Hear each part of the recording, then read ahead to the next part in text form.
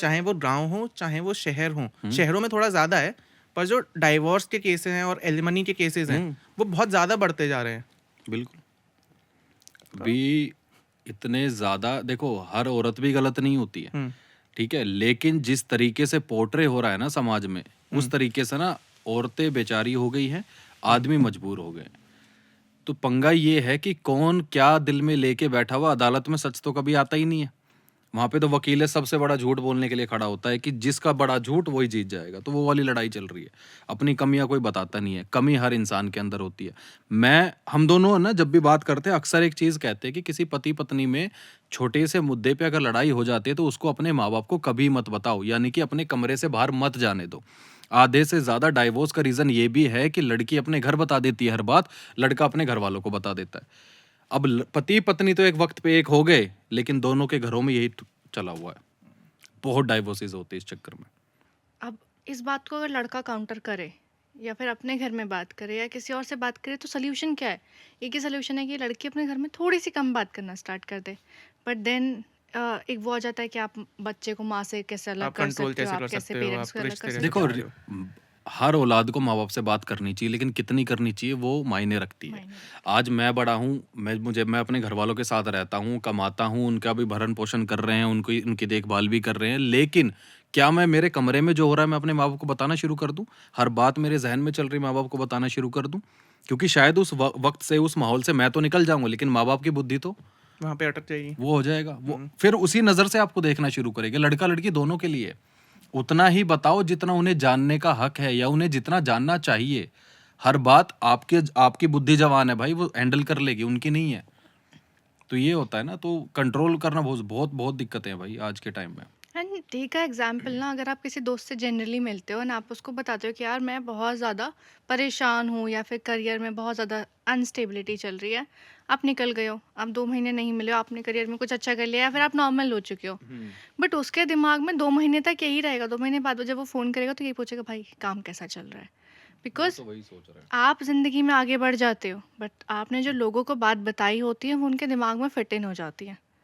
तो चाहे आप माँ-बाप को अपनी परेशानियाँ बताओ या कुछ और चीज़ें बताओ, वो उसी बारे में टेंशन लेंगे, उसी बारे में सोचेंगे, उसी उसी को फिर आगे चीज़ों को स्प्रेड करेंगे। और जब डिवोर्स की बात आती है ना, डिवोर्स ऑब्वियसली बहुत बड़ा डिसीजन होता है। लेकिन आजकल मैं देख रही हूँ कि बहुत आसान भी हो गया है कि अगर हम चीज़ों को सँभाल नहीं पा रहे हैं, तो छोड़ देते हैं। अगर छोड़ना ही था तो फिर शादी क्यों करी? अगर सिचुएशन ऐसी लग रही है कि यार ये तो मेरी ज़िंदगी के लिए बिल्कुल ही बहुत ख़राब हो गया है या फिर मैं इस सिचुएशन में रह ही नहीं पा रहा हूँ या रह नहीं पा रही हूँ। इधर वॉयलेंस है, अब्यूज़ है, मेंटल हैरेसमेंट है, then choose to get separated. अगर ऐसा लग रहा है कि बिल्कुल ही रिस्पेक्ट नहीं है रिलेशनशिप में, then choose to get separated. But सिर्फ एक्सपेक्टेशंस और ड्रीम्स और डिज़ायर्स और फैंटेसीज़ पूरी ना होने की वजह से और जस्ट एक छोटे से बात का मुद्दा बनाने के बाद कि आपके लिए आपका आर्ग्यूमेंट और बात बड़ी हो जाती है। वो अगर वैसा सिचुएशन आ रहा हो और फिर आप तलाक का सोचते हो ना, तो दूसरा इंसान तो कुछ कर ही नहीं पाता ना, क्योंकि तलाक हमेशा एक इंसान के लिए होता है, दूसरे इंसान का हमेशा घर टूटता है।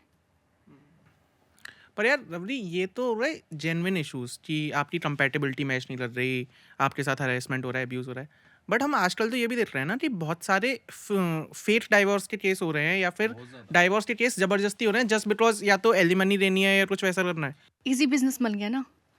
देखो अब कमाने का तो हाँ, एक हाँ। बात पूरी कर देती हूँ बस मैं।